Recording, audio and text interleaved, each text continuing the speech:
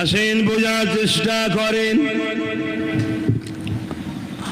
আল্লাহ পাক আমাদেরকে কেন বানিয়েছে, কি জন্যে বানিয়েছে, কি কারণে বানিয়েছে, এখনো জানা আমাদের প্রথম দায়িত্ব রয়েছে। কেননা মায়ের পেটে আল্লাহ আমাদেরকে কত সুন্দর করে বানালেন। এ যুবকেরা, বাপ আর মা আল্লাহর হুকুমে তারা এক জায়গায় যখন হয়, বাপের শরীর থেকে হাজারো লক্ষ কোটি কোষ তোমার আমার মতো ছুটতে লাগে, সবাই মারা যায়। একজনকে চান্স দেওয়া হয় যে কিনা মায়ের রেহেমের মধ্যে যেতে পারে। ওই রেহেমের মধ্যে যাওয়ার পরে 41 দিন পর্যন্ত একটা গোল গোস্তের টুকরা মতো পড়ে থাকে, তরল পানির মতো। 41 দিন থেকে ওটা আস্তে আস্তে ডিজাইন শুরু হয়। এই যুবকেরা, তরুণীরা, বাবেরা, ওই ডিজাইন হতে হতে 120 দিন হয়ে যাবার পর আল্লাহ পাক তার মধ্যে রূহকে ফুঁকে দেয়, যেটাকে বলা হয় আত্মা, জান। তখন বাচ্চাটা লড়ে ওঠে। ওই মায়ের পেটে চিন্তা করে দেখেন, কে আপনাকে এত নখুঁত করে গোস্ত তৈরি করলো, রগ রিসাগুলো দিল, একটা সঙ্গে আর একটা যদি ঠেকে যায় সঙ্গে সঙ্গে যন্ত্রণা শুরু হয়ে যাবে। এইভাবে নিখুঁত ভাবে তৈরি করে চামড়া দিয়ে লেপে দিয়ে আপনাকে মায়ের পেটে কে তৈরি করলেন, কেন তিনি তৈরি করলেন এবং সময় মতো দুনিয়া জমিনে তিনি পাঠিয়ে দিয়ে এ যুবকেরা, বাপেরা, মায়েরা, আস্তে আস্তে আপনি দুনিয়াতে চলে এলেন। ছোট্ট ছোট্ট দুটো চোখ রয়েছে, আপনি দেখতে কিন্তু ঠিকভাবে পাচ্ছেন না। কান রয়েছে, শ্রবণ শক্তি ঠিকভাবে নাই। আপনার জবান রয়েছে, কথা কিন্তু নাই। আস্তে আস্তে সময়ের সাথে সাথে আপনার মালিক আপনাকে এই চোখে রশ্মি দিচ্ছে, কানে শ্রবণের ক্ষমতা দিচ্ছে। আস্তে আস্তে আপনার জবানে কথা ফুটাচ্ছে। সেই রবের জন্য কি করলাম, তেনার জন্য কি করলাম?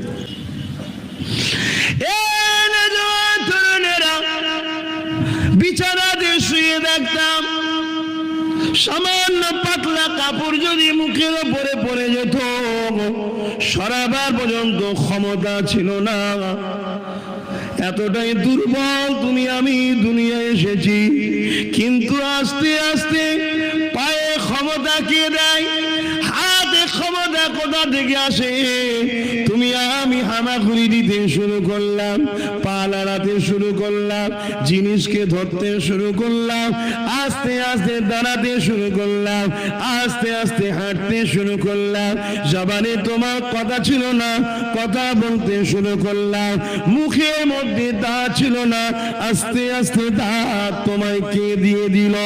এ যুবকেরা, তরুণেরা, বাপেরা, সেই মালিক তিনি যিনি লিল্লাহি মা ফিস সামাওয়াতি ওয়া মা ফিল আরদ, জমিন আসমানের একমাত্র মালিক তিনি হলেন আল্লাহ পাক।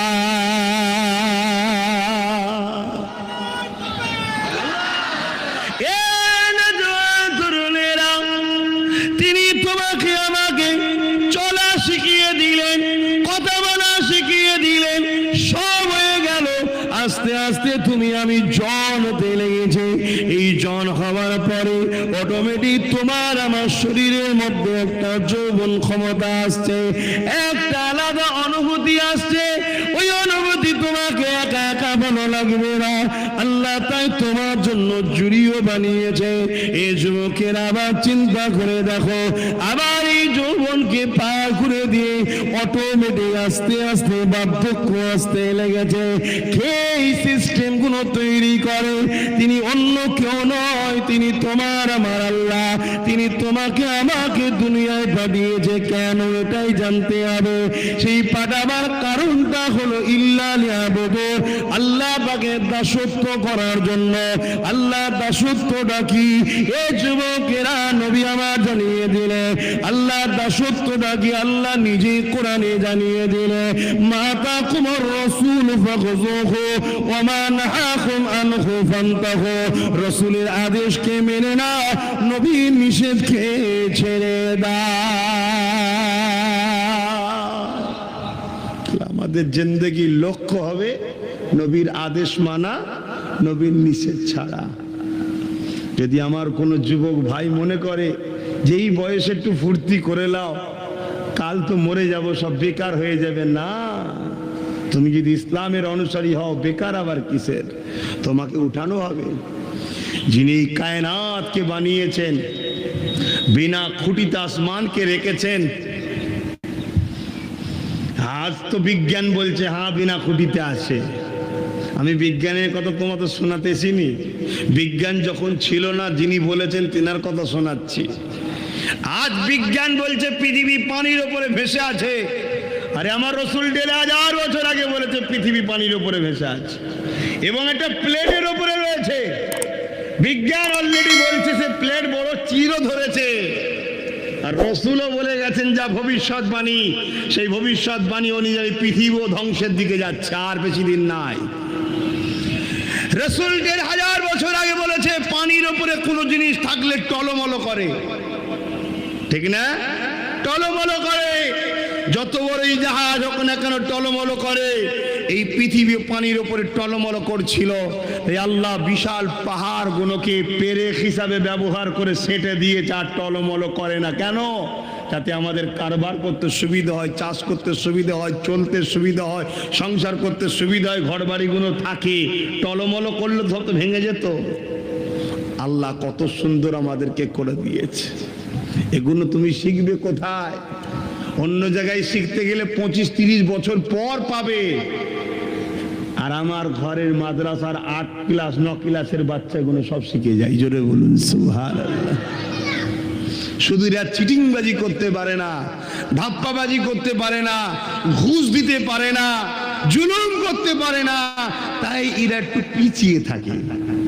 কেন? এখন দুনিয়া অন্য গতিতে চলছে না। এ দুনিয়ায় ভালোর আর ভাত নেই এখন, তাই এরা একটু পিছিয়ে থাকে। আর না হয় আমার নবীর সময়ে সাহাবারাই ছিলেন তো পৃথিবীর বুকে বড় বড় ডাক্তার, বড় বড় সায়েন্টিস্ট, তারাই তো সব করেছে। কথা বুঝে আসছে?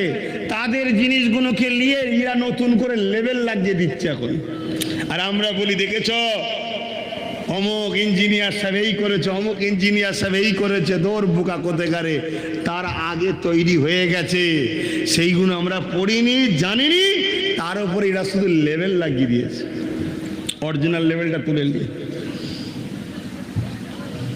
এজন্য তোমাদেরকে এরা ওই ঝোড়ার মধ্যেই রাখতে চাই, শিক্ষা দিতে চাই না। শিক্ষা দিলেই সমস্যা আছে, জেনে যাবে।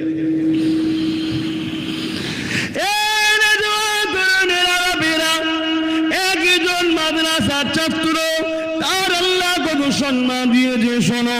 যখন সে শিক্ষার জন্য এগিয়ে যায়, আল্লাহর ফারিস্তারা তার পায়ের তলাতে নিজের ডানা গুলোকে পর গুলোকে বিছিয়ে দেয়। মাদ্রাসার ছাত্ররা প্রতিদিন যখন শিখতে যায়, ওই তুলাবা গুলো ফারিস্তাদের ডানার উপর দিয়ে হেঁটে হেঁটে শিখতে যায়।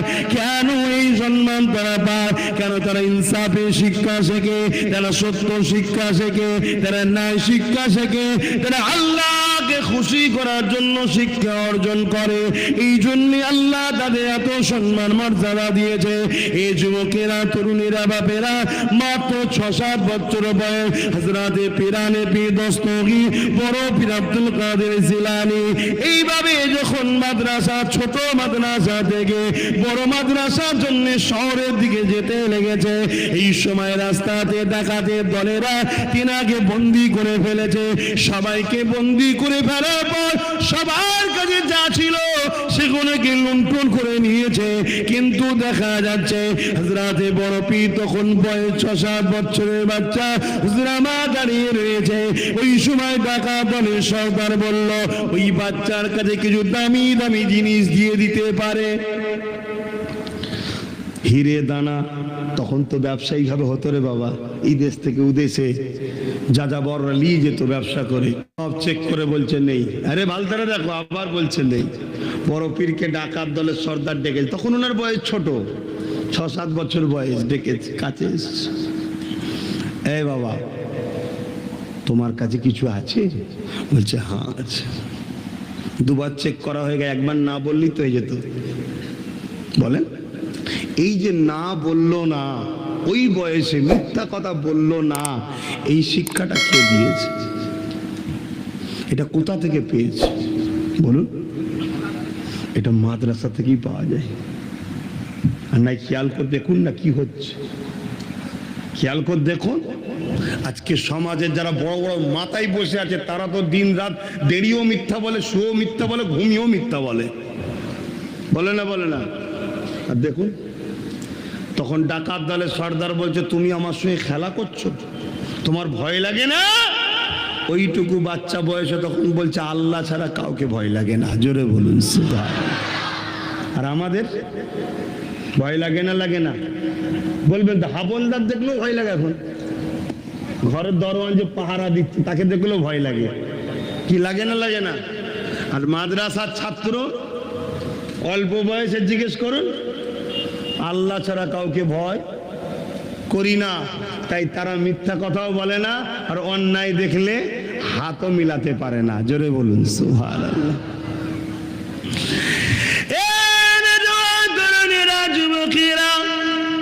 জিন্দগিটাকে কোন রাস্তা দিয়ে তুমি আমি কাটিয়ে দিলাম। আল্লাহ তোমাকে আমাকে যদি কানা করত তাহলে তো এই দুনিয়ায় কেউ তোমাকে গুরুত্ব দিত না। আল্লাহ যদি তোমাকে আমাকে পায়ে প্যারালাইসিস পঙ্গ করে দিত, এই দুনিয়া তোমাকে আমাকে কেউ গুরুত্ব দিত না। আল্লাহ যদি তোমার আমার জবানে কথা না দিত, এই দুনিয়ায় তোমাকে আমাকে কেউ গুরুত্ব দিত না। আল্লাহ এত সুন্দর জিন্দগি দিল, ক্ষমতা দিল, তাকত দিল, যুবক বানালো। তোমার আমার উচিত আল্লাহ দিনের উপরে মজবুত হয়ে থাকা, আল্লাহকে ধরা, আল্লাহকে খুশি করা, নবী সুন্নতে জীবন করে দেওয়া। কিন্তু তা না করে শয়তানদের চক্রান্তে পড়ে আমাদের ঘরে ছেলেরা মেলাতে ভিড় করে, ফাংশনে ভিড় করে, যাত্রাতে ভিড় করে, খেলাধুলার মধ্যে মত্ত হয়ে আছে, নেশা পানিতে মত্ত হয়ে রয়েছে। মনে রেখে দিও এখনো সব ইবলিসের চালাদের কাজ যাতে করে তুমি আমি আল্লাহ ভুলে যায়, নবী ভুলে যায়, দুনিয়া দুনিয়া দুনিয়া লোভ লালসায় জড়িয়ে যায়, তোমার আমার আখিরাতটা বরবাদ হয়ে যায়। তাই নিজের ভালো নিজে বুঝতে শেখো। পরিবর্তন হয়ে যাও আমার ঘরের বাইরা, পরিবর্তন হয়ে যাও আমার কওমের যুবকেরা। আসো মসজিদের দিকে, আসো রাসূলের মাদ্রাসার দিকে, আসো কোরআনের দিকে। এই জিন্দেগিতে তুমি তোমার যেটা মনে করো ওটা কিন্তু শান্তি নয়। শান্তি একমাত্র যিনি দিতে পারে তিনি আমিন আল্লাহর সুন্নাত অনুযায়ী যারা চলে, শান্তি একমাত্র যিনি দেন তিনি হলেন আল্লাহ পাক।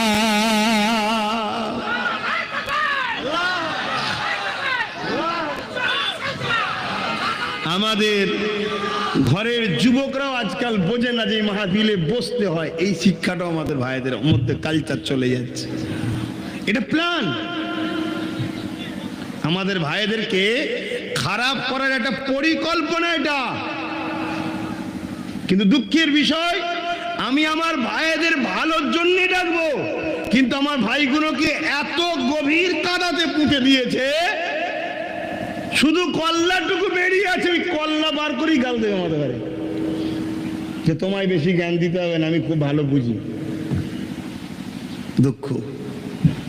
আসো আমার সোনার ভাইরা, তোমার ধর্ম, তোমার কালচার, তোমার রীতি, তোমার নীতি, তোমার স্টাইল, তোমার জীবন যাপন, তোমার চলাফেরা, তোমার উঠা বসা 8-10 জনের মতো নয়।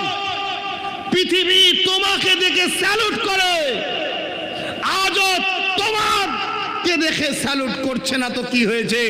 তোমার ধর্মেরই অনুসারী খাজা মঈনুদ্দিন আজমিরিকে নেতা হোক আর মন্ত্রী হোক, আম হোক আর সাধারণ হোক, পীর সাহেব হোক আর মুসলমান হোক, হিন্দু হোক আর খ্রিস্টান হোক, যে কোনো ধর্মের মানুষ দেখো গরিবের নওয়াজকে আজও স্যালুট করছে, তার কাছে যাচ্ছে। জোরে বলুন সুবহানাল্লাহ। কেন? তিনি ইনসাফওয়ালা মানুষ, ন্যায় পরায়ণের মানুষ, সত্যবাদী মানুষ, মানবতা প্রেমিক মানুষ, তিনি আল্লাহ ও রসুলের প্রেমিক মানুষ, তিনি একজন নবী সুন্নাত মাদ্রাসাতে জীবন গড়া মানুষ। জোরে বলুন সুবহানাল্লাহ। আসো আমার ভাইরা, স্টাইলকে চেঞ্জ করো, স্টাইল চেঞ্জ করো। ইসলাম যে খাদ্যগুলোকে হারাম করেছে, ওই খাদ্যগুলো যদি আমাদের শরীরের জন্য উপকার হতো, হারাম হতো না। ইসলাম যে খাদ্যগুলো আমাদের জন্য হারাম করেছে, যদি এটা আমাদের শরীরের জন্য হারাম উপকার হতো, ইসলাম হারাম করতো না। ১৫০০ বছর আগে নবী শুকরকে হারাম করে দিয়ে গেছে, যে শুকর হারাম। আমরা প্রত্যেকটা নবী মাননেওয়ালা এক কথাই আমাদের কাছে হারাম। কিন্তু মনে রেখে দিও, তুমি আমি ইসলামকে নিয়ে জানা রিসার্চ করি, ইসলামকে বদনাম করার সোর্সে কোটি কোটি টাকা খরচ করে একদল মানুষ কিন্তু রিসার্চ করছে। পৃথিবীর বিখ্যাত হার্টের এক ডাক্তার, তিনি এই থেকে রিসার্চ করছিলেন, ৩০ বছর ধরে রিসার্চ করেছে যে মুহাম্মদ রসুল শুকরকে হারাম করলো কেন। ৩০ বছর ধরে রিসার্চ করে সে যা রেজাল্ট পেয়েছে, সেই রেজাল্টই তার জন্য যথেষ্ট। কলেমা পড়ে মুহাম্মদ রসুলের প্রেমিক হয়ে গেছে। জোরে বলুন সুবহানাল্লাহ। আল্লাহু আলাম, আর হয়তো কিছু রহস্য আছে, কিন্তু তার এই সামান্যটুকু জ্ঞানে সে ফিদা। কি? শুকরের মধ্যে এত হাই প্রোটিন ও ফ্যাট আছে, যে ফ্যাটটা মানুষের উপকারে লাগে না, ক্ষতি করে, যেটা ডাইরেক্ট যে হার্টে অ্যাটাক করে। তাই যেসব দেশে শুকর প্রচলন আছে, বাচ্চা জন্মগ্রহণ করছে হার্টের রোগ নিয়ে। তাহলে ইসলাম কত উন্নত, বুঝতে পারছো? আর পৃথিবীর বুকে শুকর ছাড়া প্রত্যেকটা জীবজন্তু জোড়া জোড়া আছে, নারী পুরুষ সবাই যখন এক জায়গায় হয়, অপরজন বাধা দেয়। খুব ভালো করে বুঝবেন, বেশি খুলে বলতে পারবো না। ওপেন যদি এক জায়গায় হয়, অপরজন বাধা দেয়। কিন্তু পৃথিবীর বুকে একটাই পশু আছে, যার নাম শুকর। তারা যখন একে নারী পুরুষ এক জায়গায় হয়, বাকি সবাই গোল হয়ে দেখে আর আনন্দ উপভোগ করে। পৃথিবীতে যে যে পশু খায়, তার খসলত তার মধ্যে ঢোকে।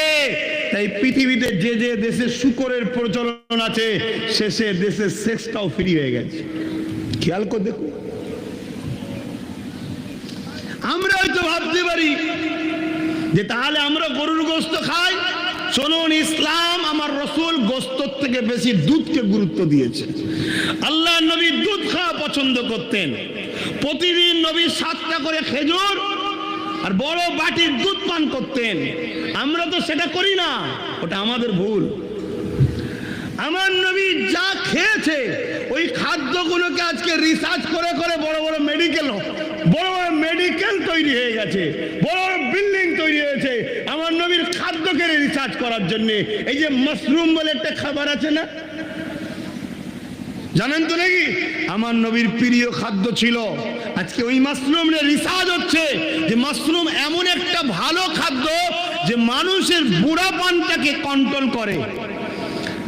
আমার নবী খেজুর পছন্দ করতেন। খেজুর খেলে পৃথিবীতে রিসার্চ হচ্ছে যে কারো যদি রক্ত শূন্যতা থাকে, রক্ত কম হয়, তার জন্য খেজুর এমন একটা উন্নত ফল, তার রক্ত শূন্যতাকে খুব দ্রুত সমাধান করে দেয়। জোরে বলুন সুবহানাল্লাহ। আল্লাহ নবী কদু পছন্দ করতেন। কদু বোঝেন তো আপনারা? মনে হয় লাউ বলেন না, কদু বলেন। আমার কদু পছন্দ করতেন। এই কদুকে নিয়েও রিসার্চ হচ্ছে যে মোহাম্মদ রসুল কেন পছন্দ করতেন। হায় হায়, নিজেকে চিনতে পারলাম না, লাস্টে তার পিছনে ছুটছি, কে আমাকে হারাম দারু খাওয়াচ্ছে, কে মদ খাওয়াচ্ছে, কে গাঁজা খাওয়াচ্ছে, কে আমাদেরকে খারাপ দিকে নিয়ে চলে যাচ্ছে। সিনেমা, টিভি, গান, যাত্রা, ফাংশন ধরিয়ে আমাদেরকে ভুলিয়ে রাখছে। অথচ আমরা আজ থেকে 100 বছর আগে তাম পৃথিবীকে আমরা পরিচালনা করেছি। আর 100 বছরের মধ্যে আমাদেরকে এই সব ধরিয়ে ধরিয়ে ধরিয়ে ধরিয়ে আমাদেরকে এর পিছনে ঢুকিয়ে দিয়েছে। আমরা ওই নেশা নিয়ে, গাল নিয়ে, যাত্রা নিয়ে ব্যস্ত। আর আমাদের চোখের আড়ালে তারা তাদের গুলোকে শিক্ষিত করছে, করে করে করে করে আমাদের মাথায় বসিয়ে দিয়ে আমাদেরকে গোলাম বানাচ্ছে। কথাটা কি কষ্ট হলো? কথাটা কি কষ্ট লাগছে? একটু বোঝেন আমার যুবকরা। যতটা সহজ মনে করছেন দুনিয়া এত সহজ নয়। যাকে দরদি মনে করছেন সে দরদি নয়। দরদি তো সে যে আপনাকে রসুলের রাস্তা দেখায়, আল্লাহর রাস্তা দেখায়, আপনার মালিককে যে চেনায়, সেই হলো প্রকৃত দরদি। 10 লাখ 20 লাখ টাকা দিয়ে দিল দরদি না, না না না, দরদি নয়। ও ধান্দা কিছু আছে। প্রকৃত দরদি হলো সে যে আপনাকে আল্লাহ চিনাবে, রসুল চিনাবে, সেই হলো দরদি।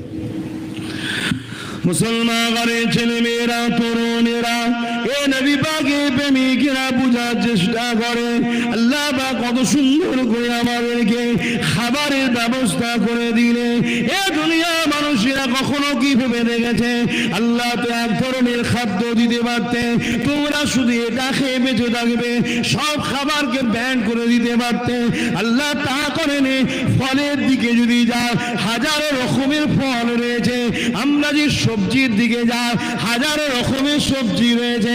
আমাদের জন্য আল্লাহ কত কিছু খাদ্য বানিয়েছে। এক একটা খাদ্যের এক রকম টেস্ট রয়েছে, এক একটা খাদ্যের এক রকম গুণ রয়েছে, এক একটা খাদ্যে এক রকম উপকার রয়েছে।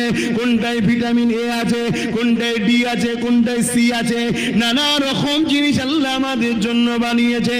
এই যুবকেরা, তরুণীরা, বাবেরা, কখনো কি ভেবে দেখেছেন আল্লাহ যদি জমিনে পানি দেওয়া বন্ধ করে দেয়? শুধু পানির কথা না বলছি, ডেলি আমরা যদি সবে গড়ে 1 লিটার করে যদি পানি ধরা হয়, পৃথিবীতে 700 কোটি মানুষ আছে, 700 কোটি লিটার পানি ডেলি ভেবে দেখো। কিন্তু 1 লিটারে তো হয় না। গোসল করতে লাগে, উযু করতে লাগে, পান করতে লাগে, নানান প্রয়োজনে লাগে, চাষে বাসে লাগে। কে আপনাকে এত পানি দেয়? সে আল্লাহর ঋণটা কি করে শোধ করবেন? এ যুবক, তোমাকে দুনিয়ায় ছাড় দিয়েছে, ছেড়ে কিন্তু দেয়নি। তোমার জিন্দেগিটা কিভাবে চলা দরকার, তোমার উঠা দরকার ফজরের বেলা, আসসালাতু খায়রুম মিনান নাওম। যখনই বলেছে ঘুম থেকে নামাজ উঠতে, তোমার উঠে যাওয়া দরকার। সুন্দর করে তোমাকে মুখ ধুতে হবে, উযু করতে হবে। এক কথায়, কিছুদিন আগে একটা বিমার হয়েছিল, ওই বিমারের মেডিকেল এখনো পর্যন্ত সাকসেসফুল ভ্যাকসিন হয়নি। ওই বিমারে এখনো সমাধানের ওষুধ পাওয়া যায়নি।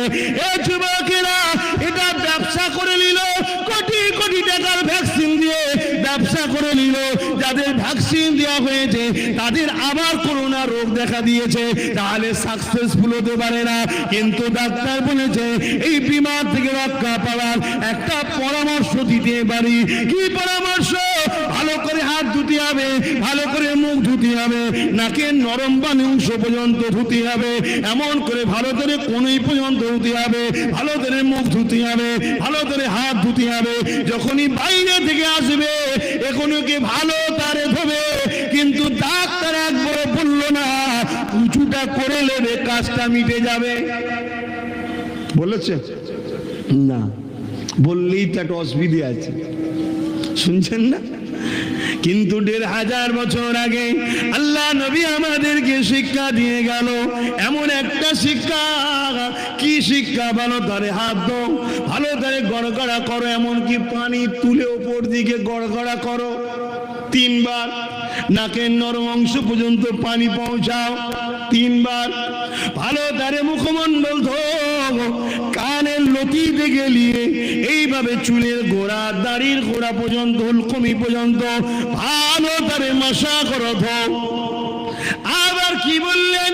হাতের কিনু পর্যন্ত ধোও, পায়ের টাকনু পর্যন্ত ধোও। এ যুবক, তাই রিসার্চ বলছে এই মহামারীতে নামাজীদের কোনো অসুবিধা আরো জোরে বলুন আল্লাহ। কেন তারা তো প্রতিদিন নামাজ পড়তো, তারা তো উজু করেই রেখেছে প্রতিদিন। শুনছেন তো আমার ভাইরা, শুনুন আমার যুবকরা, আসুন আমার রাসূলুল্লাহ সুন্নতে আসুন, ইসলামে আসুন। শান্তি যদি পেতে চান দুনিয়া ও আখিরাতের, এত ছুটে এত এঁচড়ে শান্তি নেই। হতে পারে আপনার দুতলা বাড়ি, দুটো গাড়ি, ঘরের খবর আপনি তো খুব ভালোই জানেন, বলুন শান্তি আছে? শান্তি নেই। হতে পারে ভালো মন্দ খাচ্ছেন, হজম হচ্ছে না, সমস্যা। কিন্তু আমার রাসূলের সাহাবা, এক সাহাবী শুধু উদাহরণ দিচ্ছি, প্রতিদিন ফজর বেলা নামাজ পড়ে, সালাম ফিরাবার সাথে সাথে চলে যায়, দোয়া করে না, চলে যায়। তো একদিন এক সাহাবী রাসূলকে আগে বলেছে, হ্যাঁ আচ্ছা আচ্ছা আচ্ছা, হাসে সেই নবী পাকের দিকে যিনি আমাকে আপনাকে অসভ্যতার সমাজ থেকে বাঁচিয়ে সভ্যতার সমাজ দেখিয়েছেন।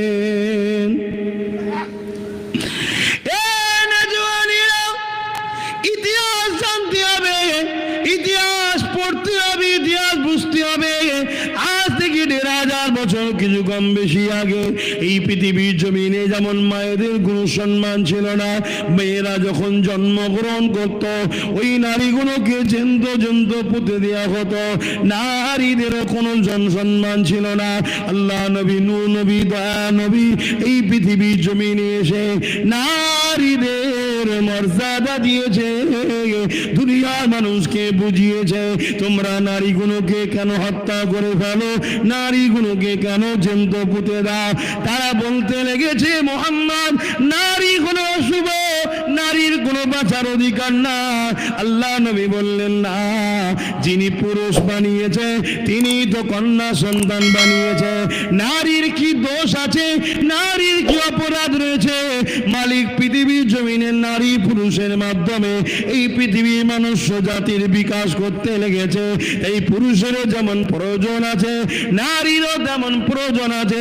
সৃষ্টিকর্তার কুদরতি নজরে নারী পুরুষ উভয়ের সম্মান কারো কম বেশি নয়, উভয় আল্লাহ দরবারে সমান মর্যাদা রাখে।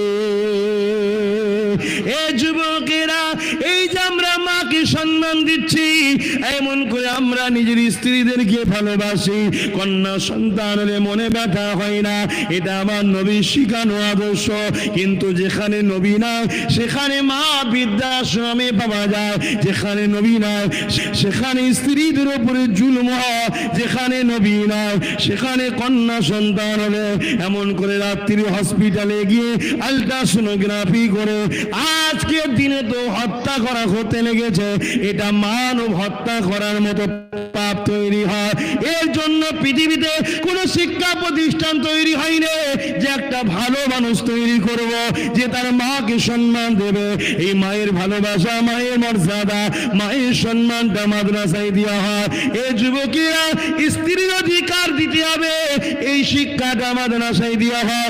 নারী কন্যা সন্তানের মন খারাপ করো না, কেন নবী আমার জানিয়ে দিলে যার ঘরে প্রথম কন্যা সন্তান হয় এর মানে ওই বাড়িওয়ালাকে আল্লাহ জান্নাতের সুসংবাদ দিয়ে দেয়। আরো জোরে বলুন সুবহান। এটা কোন স্কুলে শিখায় বলুন? কন্যা সন্তান হলে জান্নাতের সংবাদ পাওয়া যায়, এটা কোন স্কুলে শেখানো হয়? এটা মাদ্রাসায় শেখানো হয়।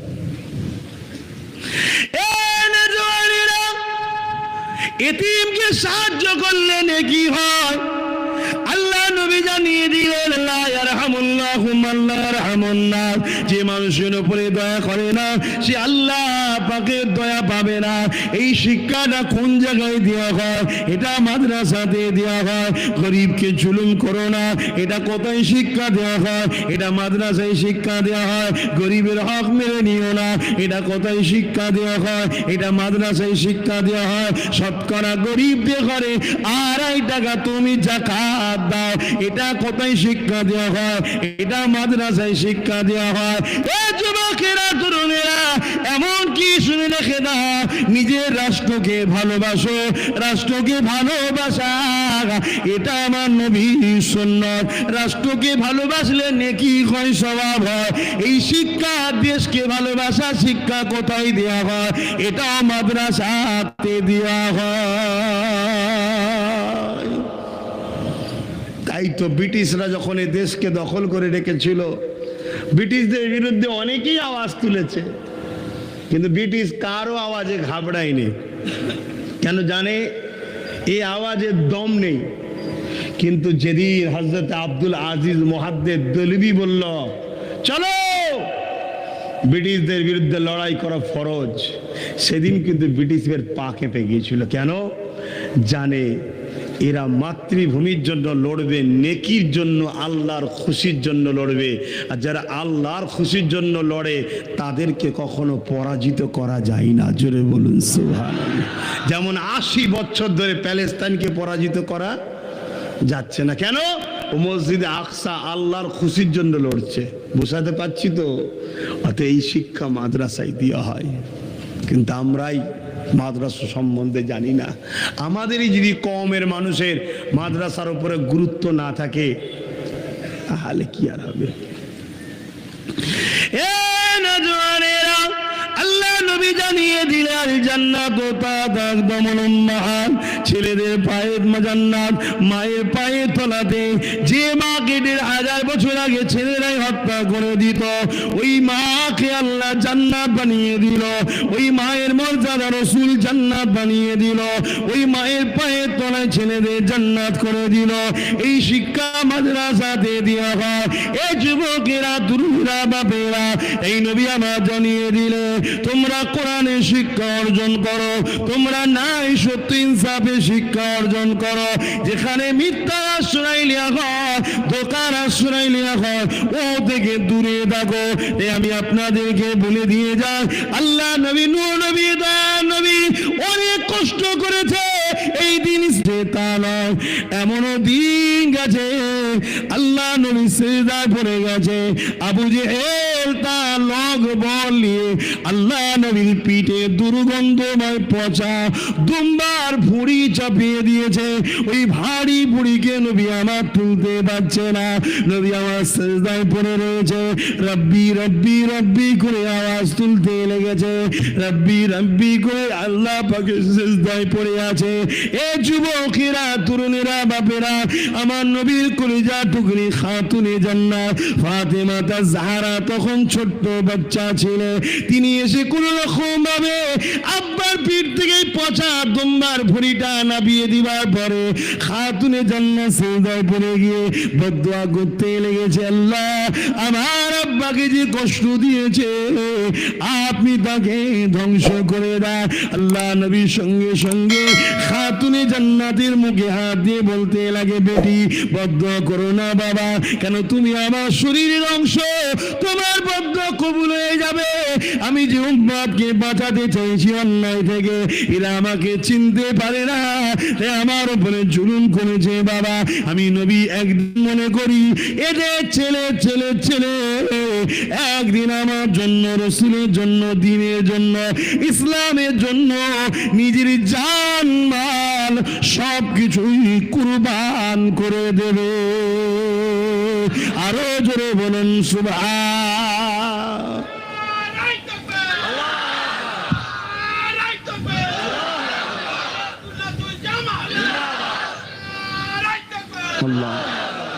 যেদিন সেদিন নবী যদি বদদুয়া করতো, এই পৃথিবীটা থাকতো?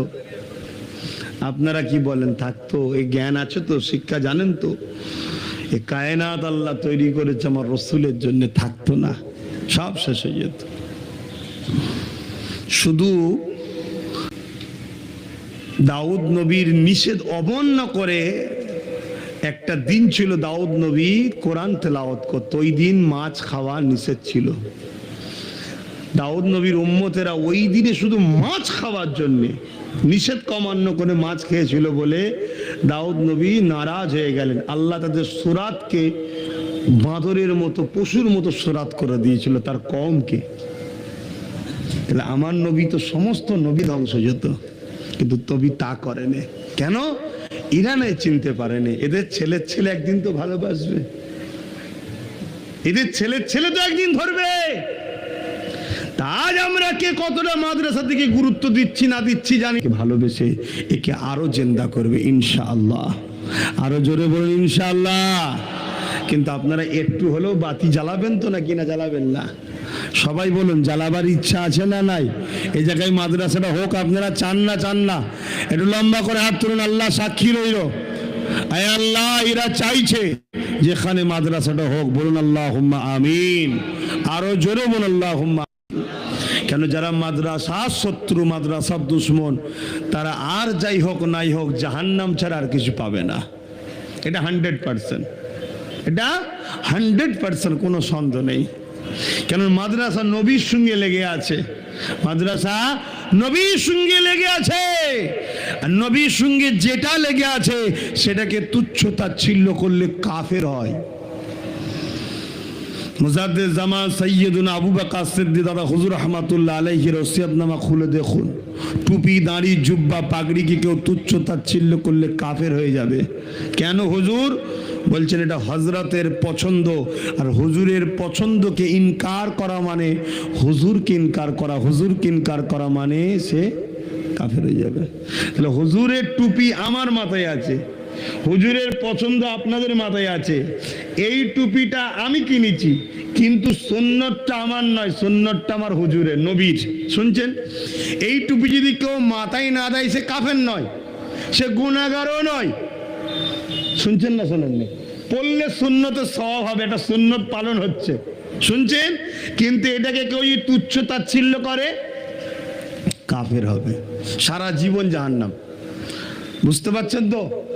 তাহলে হুজুরের সঙ্গে লেগে থাকার জন্য এর সম্মান এত বেশি। তো হুজুরের বলছেন মাদ্রাসা আমার ঘর, যে আমার ঘরকে ভালোবাসবে আমি নবীর শাফাআত সে পাবে, সে জান্নাতে ঘর পাবে। জোরে বলুন সুবহানাল্লাহ, আরো জোরে বলুন সুবহানাল্লাহ। আর শরিয়াত বলছে নিজেদের জান মাল সবকিছুর থেকে আপনাকে নবীকে বেশি ভালোবাসতে হবে। কতটা? জানের থেকেও বেশি নবীকে ভালোবাসতে হবে। তো নবীর পছন্দকে ভালো তারাই বাসতে পারবে যারা নবীকে জানের থেকে বেশি ভালোবাসে। ঠিক না বে ঠিক গো? একটু লম্বা করে হাত তুলে বলুন কারা জানের থেকে রসুলকে বেশি ভালোবাসেন। মারহাবা, নারে তাকবীর, নারে তাকবীর। আলহামদুলিল্লাহ। আপনাবান শুধু হাত তো তুলে দিলেন, এখানে 10টা মানুষ বলুন জানের থেকে যখন ভালোবাসেন